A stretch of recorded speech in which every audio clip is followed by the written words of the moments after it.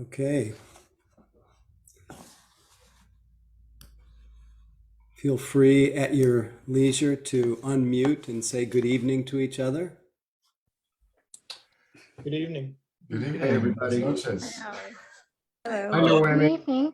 Feel Hi, free to everybody. say where you're calling in from. Good evening. Hi from Maryland. Hi, everybody from Berkeley, California. From Palm Springs, California. Berkeley here. San Francisco. Good evening. Scottsdale, Mission District. Arizona. Colonel Heights. British Columbia. North Pole.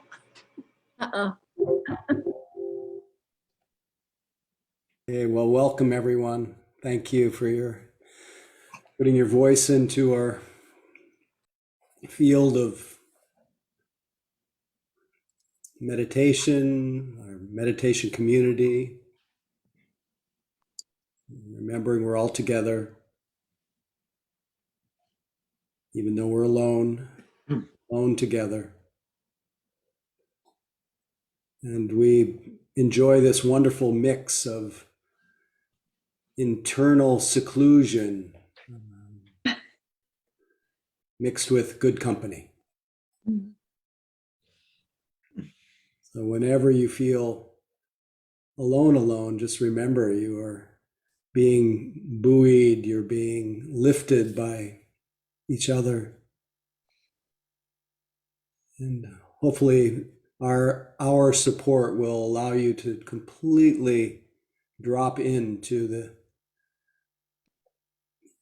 the state of letting go, the state of non-clinging.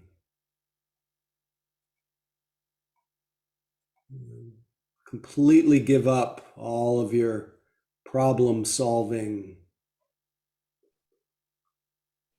all of your hopes for now, all of your memories.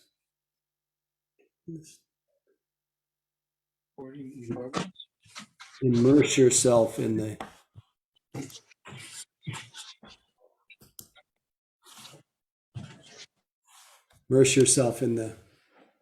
simple reality of the present moment.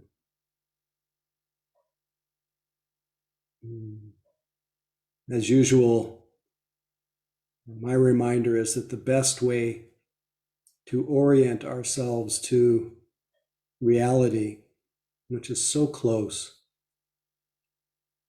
is to appreciate the fact that you are fundamentally, unconditionally, primordially aware. And so right from the beginning, you can remember that you don't have to acquire anything tonight. To just use what it's already given. So we start with this experiential fact that we are aware, and the vehicle, the vessel for our awareness is this, what the Buddha called this fathom-long body with its senses and perceptions. So we feel the closeness, the interdependence, the unity of this mind and body, both of which are really only and always here.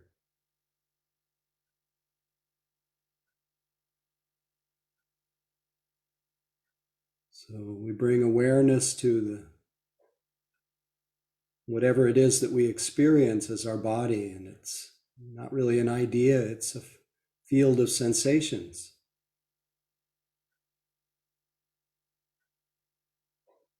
It's a tingling,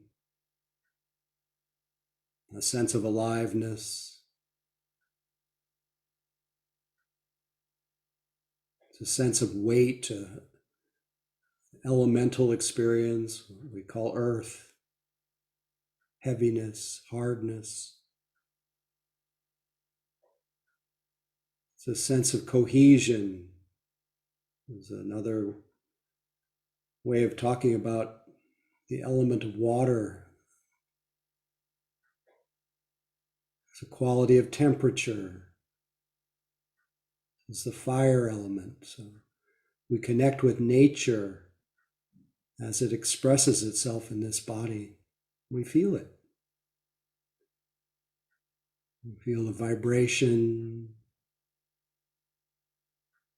the air, the wind.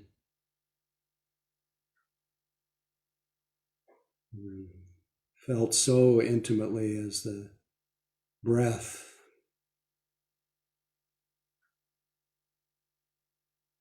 And just having attention in the same location as this elemental experience. There is an emptying of the imagined past, emptying of the imagined future, and there's a filling our awareness with the quietness of simplicity of being present.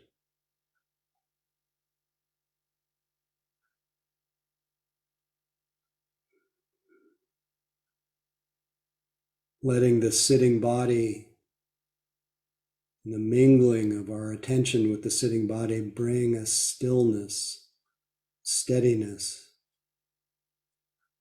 a calm abiding.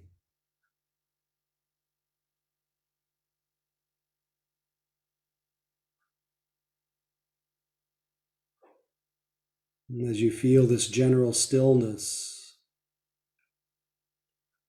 you can notice more easily the movements, the involuntary movements that the body makes when it breathes, the selfless movements of the breathing body. It breathes itself, and we can know this, and in this way we realize the nature of our body, mind.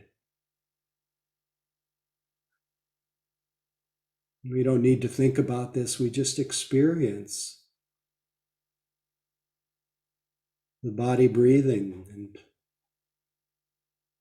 perhaps even enjoy the body's experience of its own breath.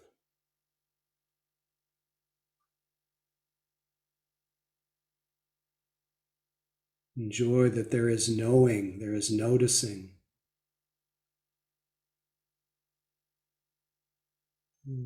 There is clarity.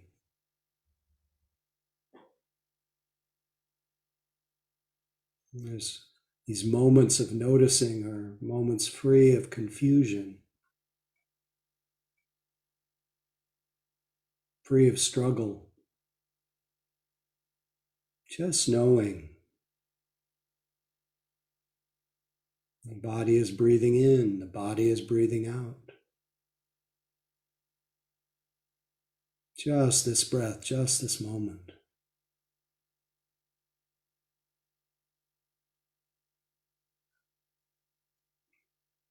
Sustaining this experience without any strain or tension, as long as it lasts. Knowing that other experiences may call our attention and become stronger than the experience of breathing. When sounds come, we notice hearing. Let the sounds come and go. When other sensations come, we just notice their quality. Aching or burning or stabbing. We feel them and we notice their changing conditions. When moods and thoughts come, we notice them like clouds blowing through that windy sky. Realizing the nature of change. When any of these experiences fades or is no longer predominant or compelling, in support of remaining anchored to this natural state of being aware, anchored to this body that's always here. We connect again with our breath.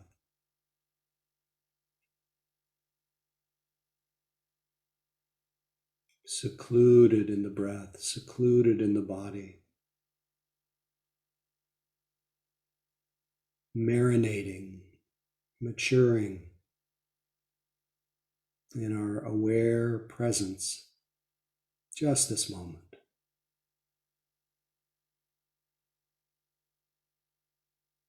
Just this breath, or whatever is predominant.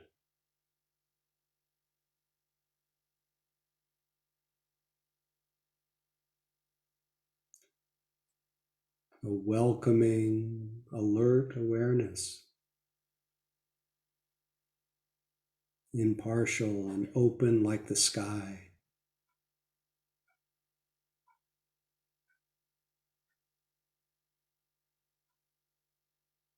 Just this.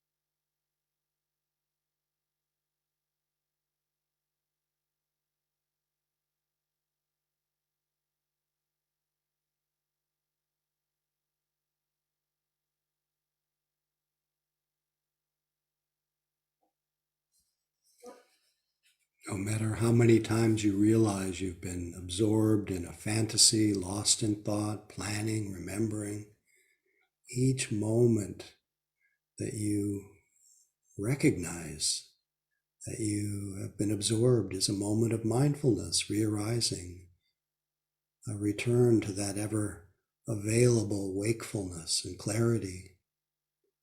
It's a time to celebrate. And in support of remaining undistracted, anchored to reality, we just connect again without any fanfare, just settle the attention back in the body fill the mind. Just feel that one taste of aware presence. Just this moment, just this breath, or whatever it is that is known in awareness.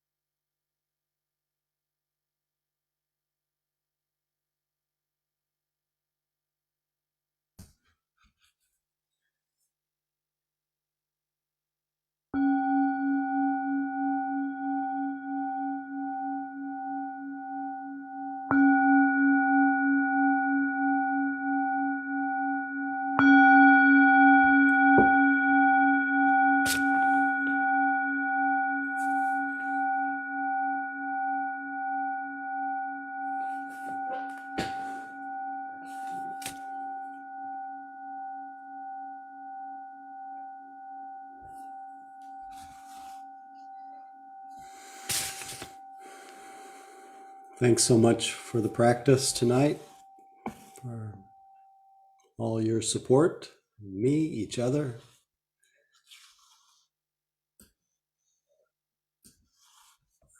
I have not lately opened the floor for any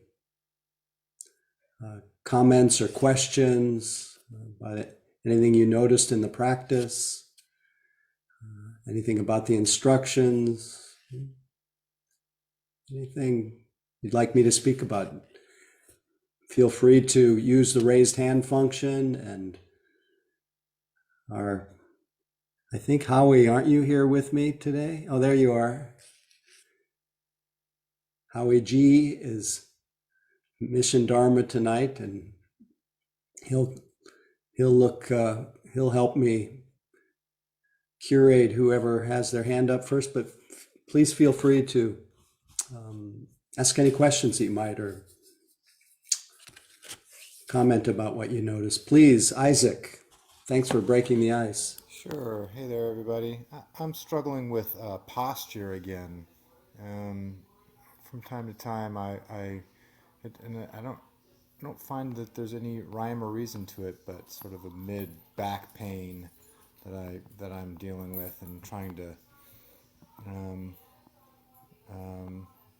deal with. Am I to?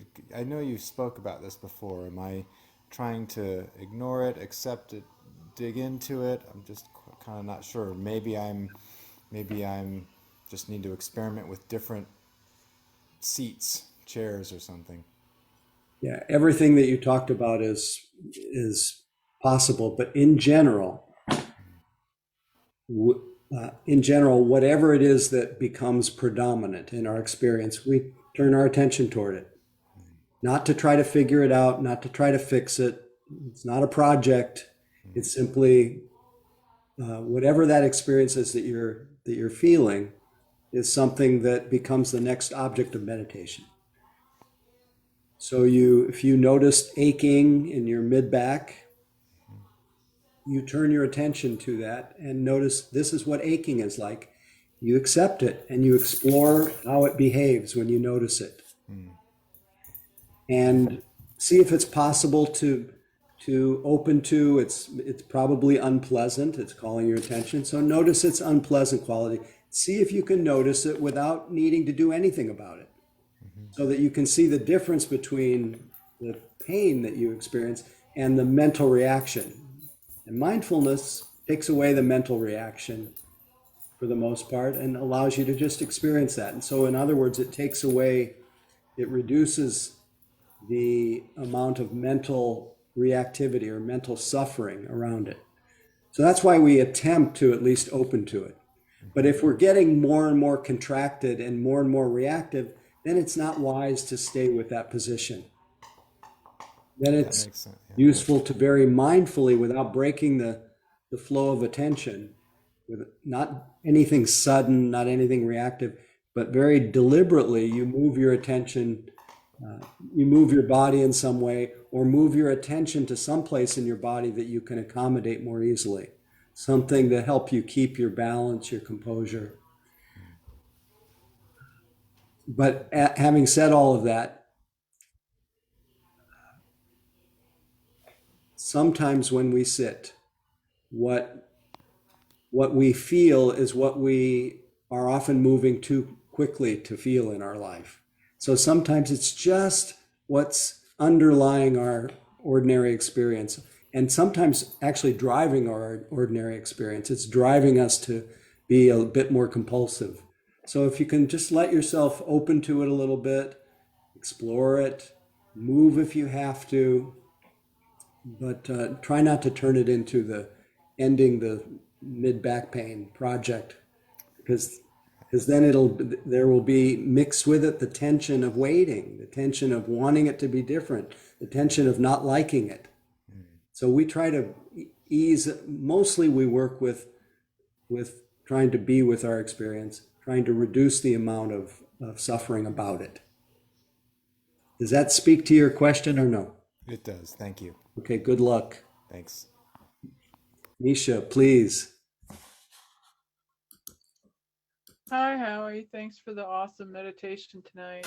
Pleasure. Thank you. I went in. Sorry, go ahead. Thank you. Absolutely. Love everyone practicing together and having this space available. Tonight during the sit, I experienced what I've been a lot in my formal sitting lately. I've been doing a lot more than I had for a bit, and I arrive in this place of deep, still groundedness, meditating on the breath low in the belly in the Hara center. And this is something I did in retreat. And I'm wondering, and had some significant shifts and insights with that. I'm wondering if it's skillful to be doing a lot of intensive practice that way on my own in my own setting, not in a retreat setting with a container of the Sangha and a skillful teacher. Any thoughts on that? Yeah, I would say practice all you can, and if you come to a place where you don't feel as though you can manage what's going on, then reach out. Reach out to teachers that you know, or yeah, but in general, what you're describing, just what we call anapanasati, mindfulness of breathing, that, and I think it's a wonderful thing that you have access to the quiet, and and for everybody listening, just to realize that, to somehow break the spell that we associate just deep quiet with being on retreat. You don't have to go on retreat to experience that, and it's very natural to you. It's available to you. There's really no problem in it, and in fact, it's the absence of problems. Because it's the absence of needing anything else other than just being present. And that's our natural state, really. So not a problem. I am curious, though, what about that could be problematic in your mind?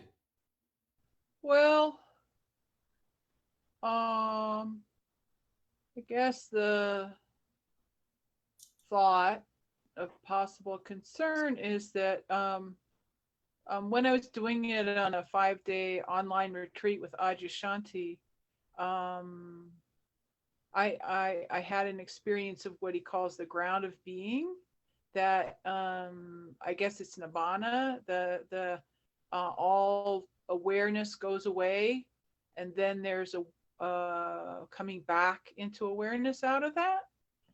And it was such a deep shift that I don't know that I could have been paying bills or making phone calls or doing emails anytime after that. And I noticed in this sit that I was experiencing that earlier stage where it's like the silence is so deep that there's like the desire to speak or verbalize or something like that really goes low. Yeah. And it's like, wow, it just seems to make sense of why so many retreats are done in noble silence, because it's like, I don't want to have to come out of that. Well, I don't want to be too glib about this, but just don't do this kind of practice when you have to pay bills. But after you've paid your bills, then practice, and then enjoy it. Enjoy it.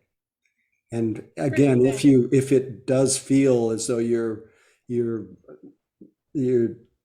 uncontained or you need some support, then find some way to reach out to someone.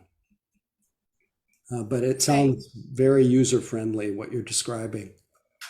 And it sounds like the bigger issue is just anticipatory. Yeah, thanks. I think the very pragmatic piece I heard in that is pay the bills first, do the intellectual stuff first, and then it's like well, I could maybe walk outside or sit outside or maybe even do the laundry, but paying the bills, do that first. Or do your practice and then give yourself a transition period to find your more gross perception of reality again. I have not met anybody that was unable to reclaim their ordinariness. So that's why we practice. We practice the flexibility of being able to go in and out of more refined states of mind. I feel that every Tuesday night, that transition, going in, coming out. And it was remarkable to me, speaking of change, I might take over here for a few minutes.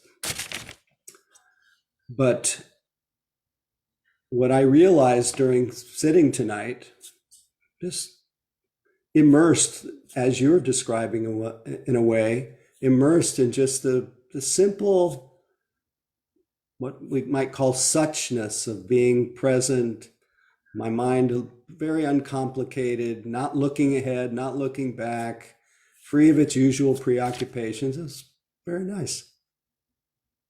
And then it dawned on me that this peace and ease that I was connecting with, that I am connecting with, is completely available and open anytime, as long as I just tune in to the fact that I'm tuning in.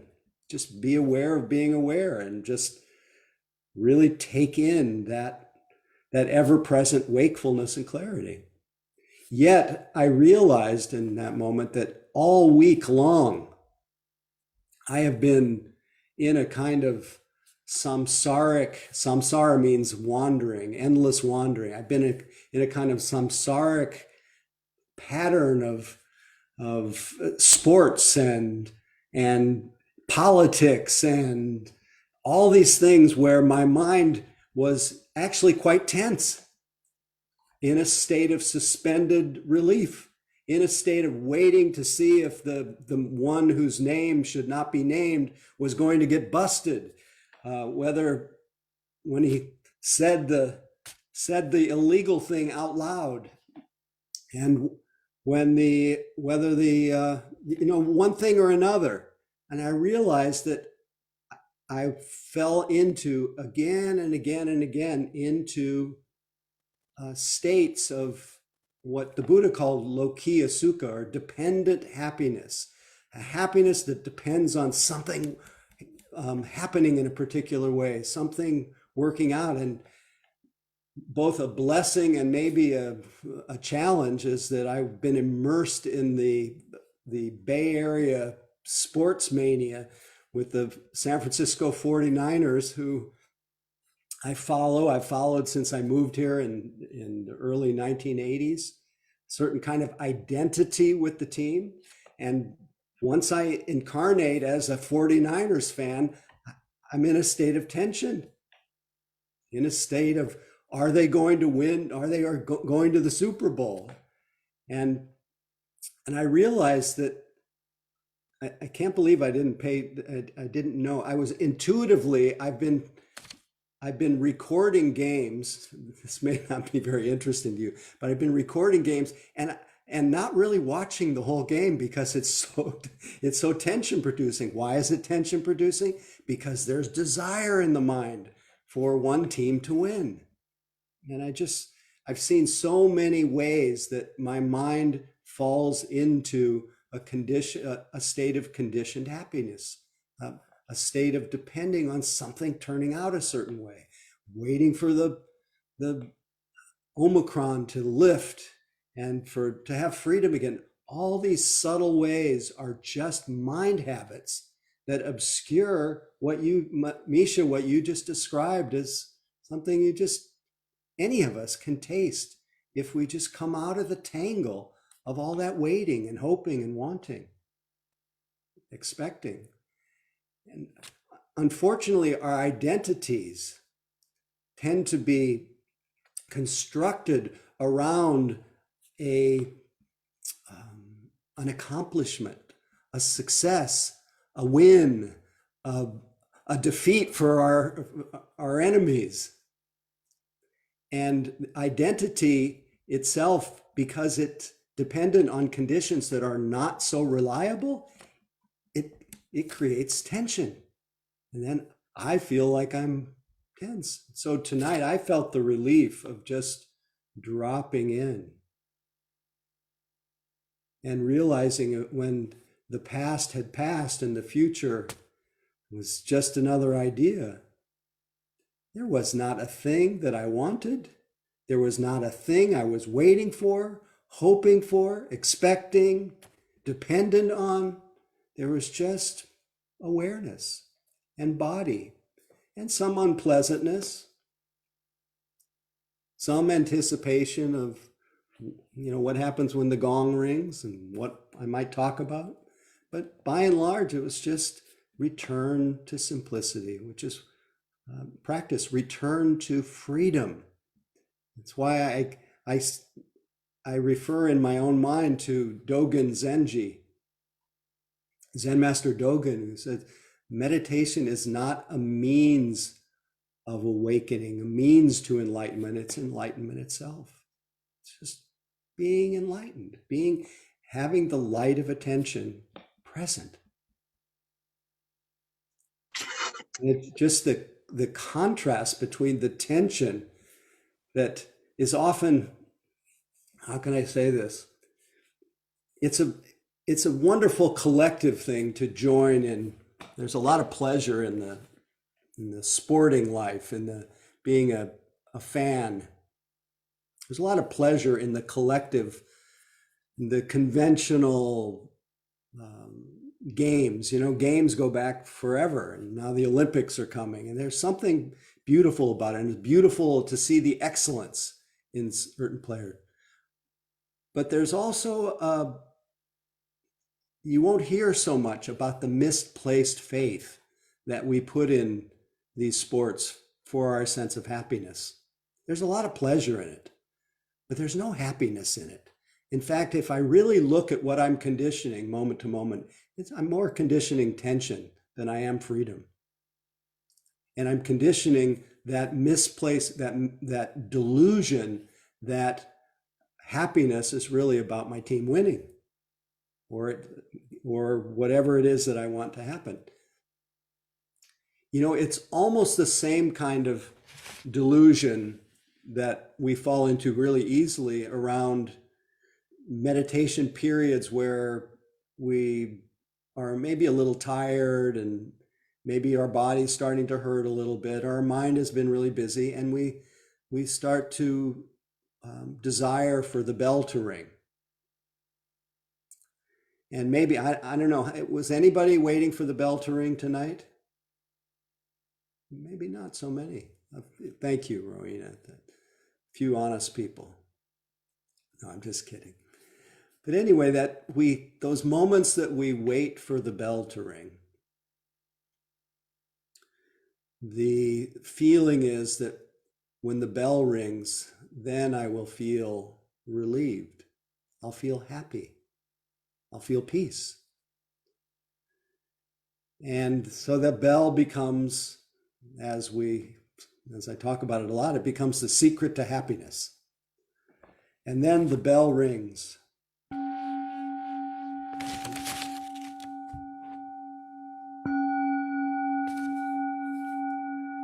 And I think each of us in our own way exhales, we release. There's a kind of especially if you've been waiting for the bell to ring.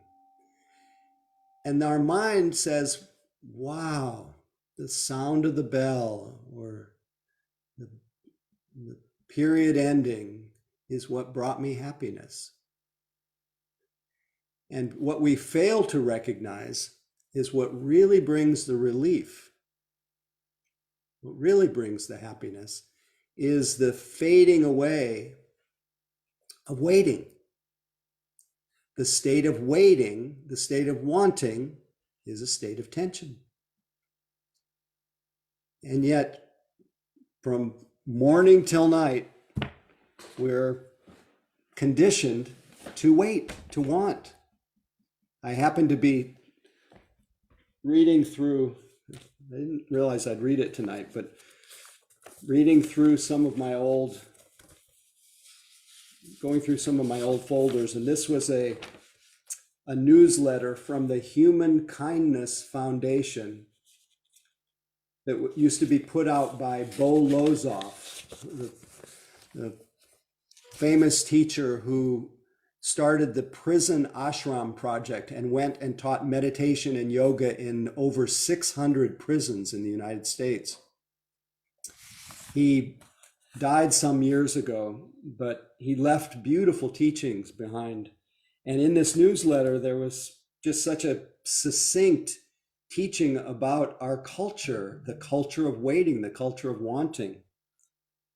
And he said in this particular section, he said, for one thing, our consumer culture encourages us from the time we're born to have ceaseless desires. To put it simply, we want so much all the time that we've not even noticed how much quality of life we have given up, how much peace of mind we have sacrificed, how much fun with our family we have forfeited in order to have the right shoes. Now, this is very dated, but I'll read it anyway. Shoes, cellular phones. Isn't that funny how it wrote cellular phones? TVs in every room, sexy cars, all the stuff that counts for zero in the deeper part of ourselves. American life, especially, has been about keeping up with the Joneses. But it's time we notice that the Joneses are not happy. One of their kids is on drugs. The parents are in divorce court.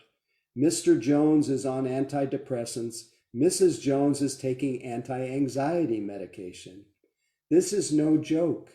This is the reality of the American dream for most people in the 1990s, it says.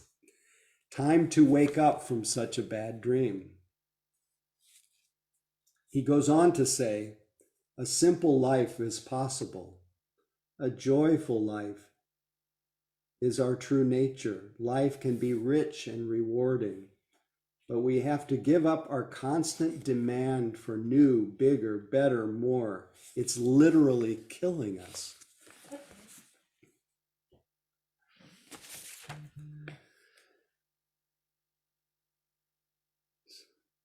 So peace, this peaceful life, this joyful life, is hiding in plain view. Misha pointed to it, that she just dropped in. It's easier than you think. It's closer than you think. And if you recognize it, the absurdity, the obviousness of the peace and ease that is the peace and ease of our nature it will just seem so obvious. Yet it's so easily obscured by really nothing except a confused mind that thinks, I need something to make me happy. That reminds me of another quote I hope I have with me. This is from, if I can find it, this is from Sri Nisargadatta Maharaj. He says, as long as we believe that we need things or need something to be happy, we shall also believe that in their absence we must be miserable. Mind shapes itself according to its beliefs. Pleasure is a distraction, for it merely increases the false conviction that one needs to have and do things to be happy, when in reality, it's just the opposite. Real happiness is best expressed negatively as, there's nothing wrong with me. I have nothing to worry about. Let's just hang out with that a little bit before the next worry pops up in your mind. I have nothing to worry about. After all, the ultimate purpose of sadhana is practice, is to reach a point where this conviction, instead of being only verbal, is based on actual ever-present experience. Which experience? The experience of being empty, open, uncluttered by memories and expectations. It's the happiness of open spaces, of being young, of having all the time and energy for doing things, for discovery, for adventure. Your true home is in nothingness, in emptiness of all content. True happiness has no cause. And what has no cause is immovable. So hiding in plain view. So a lot of our practice is to wake up to the way the mind is creating conditions for that peace and ease. And their samsara, that endless, it's endless. One thing, the pleasure of victory, fleeting. The tension building up to it much longer. And I'll probably watch the next game too. But nevertheless, it's still that just having moments of waking up out of that trance of waiting. So in the case of the bell, if the desire for the bell arises, instead of being tricked into thinking the bell will make you happy and bring the relief, instead turn toward the feeling of waiting. Notice what waiting feels like. Notice the tension of it. Just by attending to the feeling of waiting or wanting or hoping, just by attending to it, it will show itself as being really nothing but a mind state, nothing but an idea, nothing but a condition that's created in our mind to say, I can't be happy now. I can't be relieved now. Usually that feeling of waiting or wanting will just evaporate into the openness of our practice.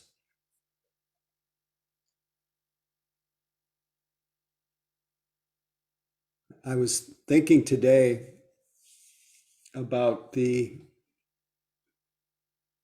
Buddha's teaching is really, because I was having a conversation with someone who has the good fortune of owning a home. They own a home, but their home is so fraught with electrical and plumbing problems that they really, in order to actually be able to stay in this place, they need to vacate for a long period of time and have all the electrical and the plumbing redone. Maybe you've had that experience before. But they also know that it's so costly that they would never be able to recoup the cost of, but they're very attached to their home. And this attachment, which is really the hardened form of wanting, of craving, of clinging, it reinforces that view that I have to have that place to be happy, to have to any promise of happiness. So from time immemorial, we've been hypnotizing ourselves into associating our well-being with having, attachment, clinging. And we attach to people, to things, to situations, to so many things. And I was thinking about the Buddha's teaching in his Song of Awakening after he just woke up to the natural freedom of being conscious. That was so close, so wondrous, so vast, in some ways so easy. Even though he struggled for years to realize it. But he let out a song. He said, through many births, just again and again, a birth in our mind of searching, becoming somebody who's come from the past. I'm passing through here on my way to relief someday. Again and again, we enter into that imagined version of ourselves in our mind. Again, our true nature never goes anywhere. We're always here. This evening, in that same folder with old quotes, there was a quote from my 2016 book that I think may be relevant here. It says, when you're in present time, when you're present, you're free.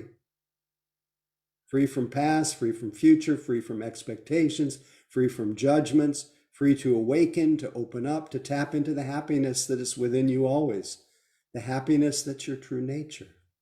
Free to be just as you are, free to just be.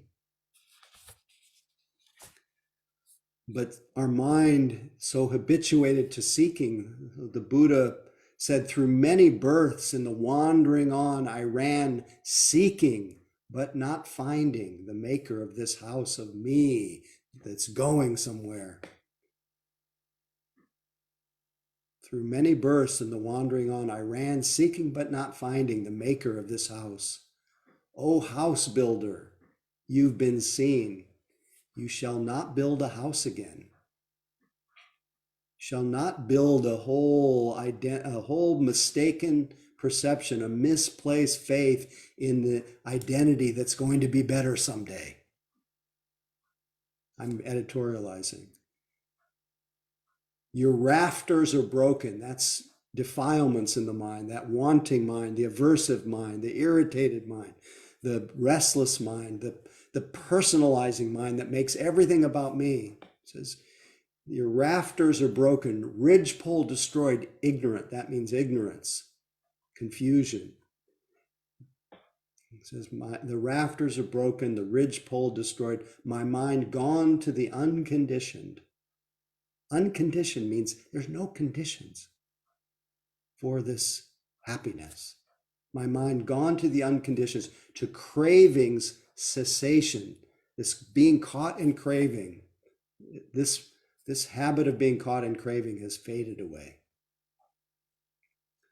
So, of course, we're very conditioned to crave, just like Bo Lozov said, keeping up with the Joneses, having to have all the best, having to have so many conditions for us to be happy. This is a habit, but we can turn every moment of craving, if we turn the light on it, turn every moment of craving into the reminder of our love of peace right now, the love of not postponing, the love of not waiting. And so we meditate not as a means of enlightenment, but as enlightenment itself.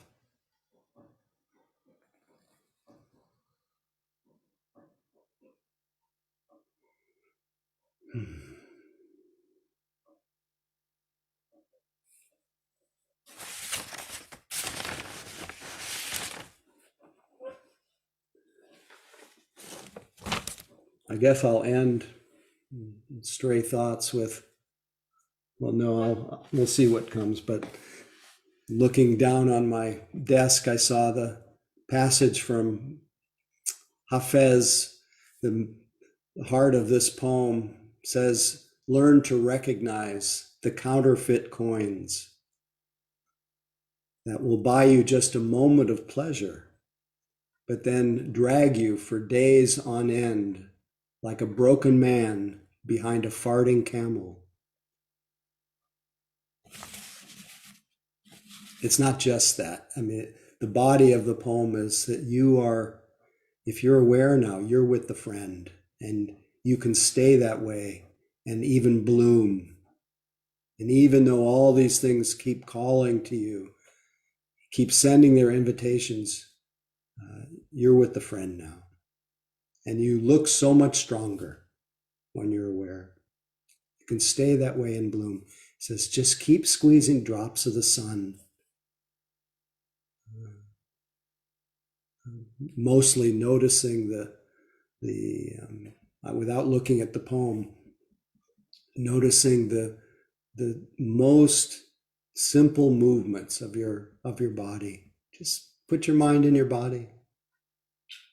Just notice it right now, and your mind is in your body's in your mind. You're not looking ahead, you're not looking back, you're not waiting, you're not hoping. And even if you are waiting or hoping, waiting for me to finish talking, just notice waiting. Oh, this is waiting for him to finish talking.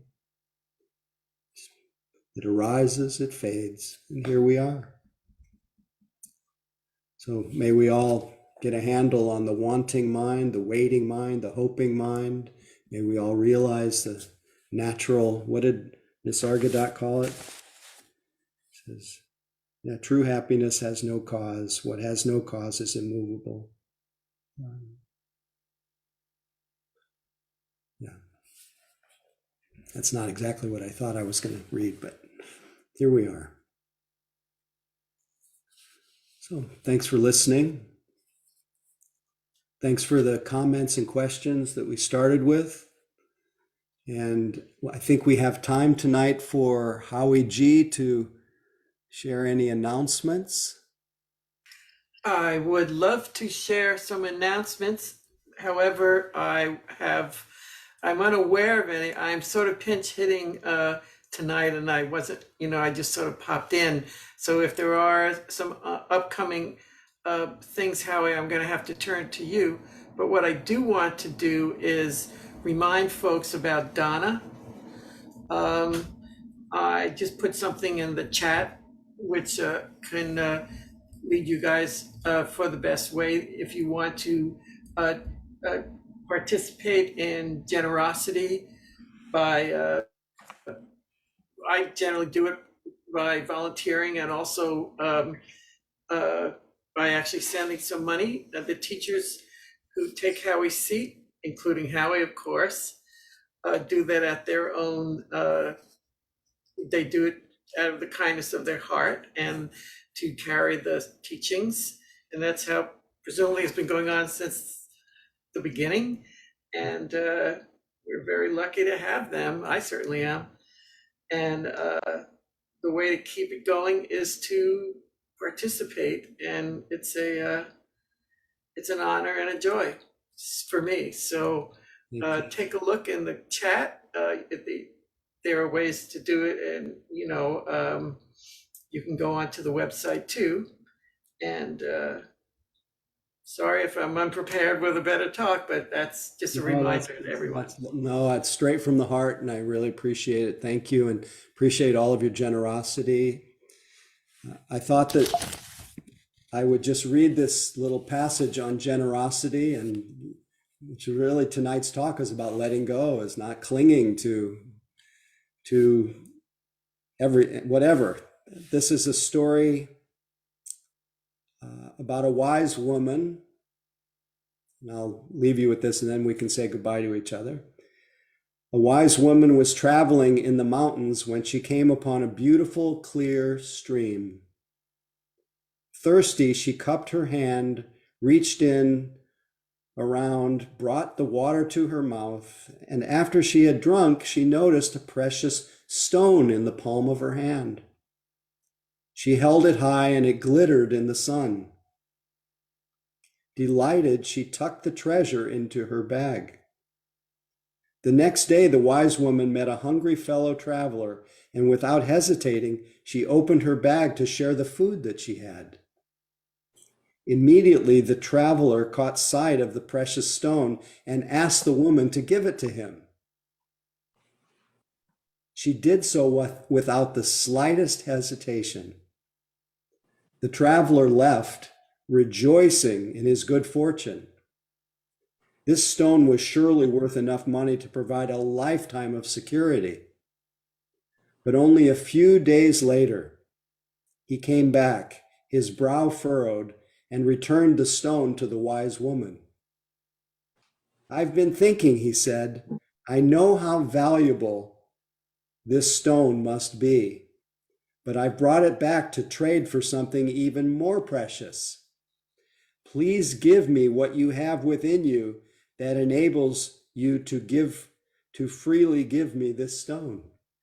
Please give me what you have within you that enables you to freely give me this stone.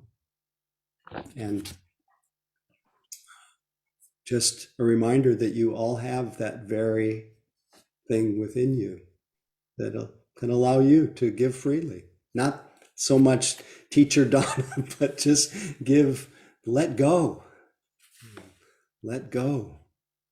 That the real happiness is the happiness of non-clinging. That is the heart of the teaching.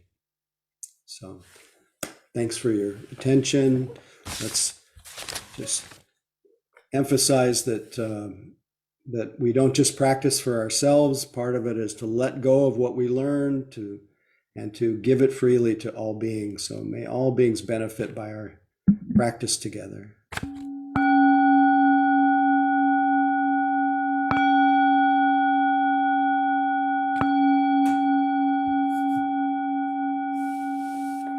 Thank you, and please feel free to unmute and say good night. Thank you, Howie. Good night. Good night, Howie. Thank you. Thank you so much. Thank you, Howie. Good night, everyone.